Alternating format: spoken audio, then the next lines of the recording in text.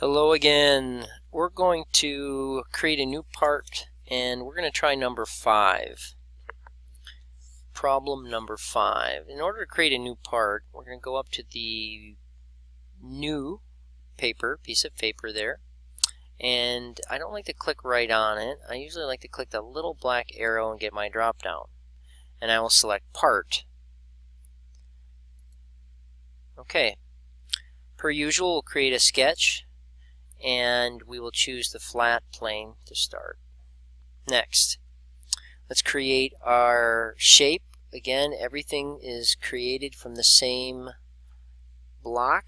5 tab 3, enter. I can hit my home view, see my rectangular shape. I will then finish the sketch and I will click extrude. Again, all objects are 5 by 3 and 2 inches tall. Let's go to my home view. Great. Next, on number 5, I am going to draw it in the two ways which I feel you should do it. One is going to be from the top and one is going to be from the side. Let's do the top first. Create a sketch on the top. And I always like to be in my home view. I like the 3D look. Now, I know that I need to remove a piece from the middle by the looks of number 5. And my drawing tells me that I need to start 1 inch from the corner. So I'm going to use my point tool and apply it to the line. Remember, do not choose the green dot which appears telling me I'm in the middle of the line. It will try to freeze the point there and won't let it move. So go one side or other of green and click. Next, choose Dimension tool so we can tell that point that it should live 1 inch from the corner. Again, drop your number outside of the object and centered between the arrows. Click. Now I can change that to the number 1 and enter. Next, Rectangle tool. We're going to use the 2-point rectangle and we're going to choose this as the corner, starting spot, and I'm going to make a great big rectangle that goes all the way down. Now I have the option of actually touching this line, which will automatically make that blue box 5, and then I'm going to hit tab and I'm going to type in 1. I could have done 5 tab 1, but by bringing the cursor to the line I wanted, it achieved the same thing. Okay, 5 by 1.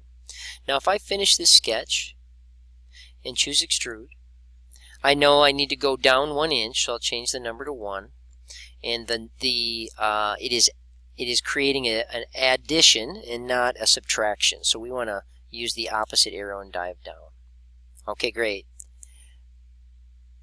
This time though, I'm going to, instead of clicking OK, I'm just going to cancel this so that I can draw essentially this square you see here on this face and push it in.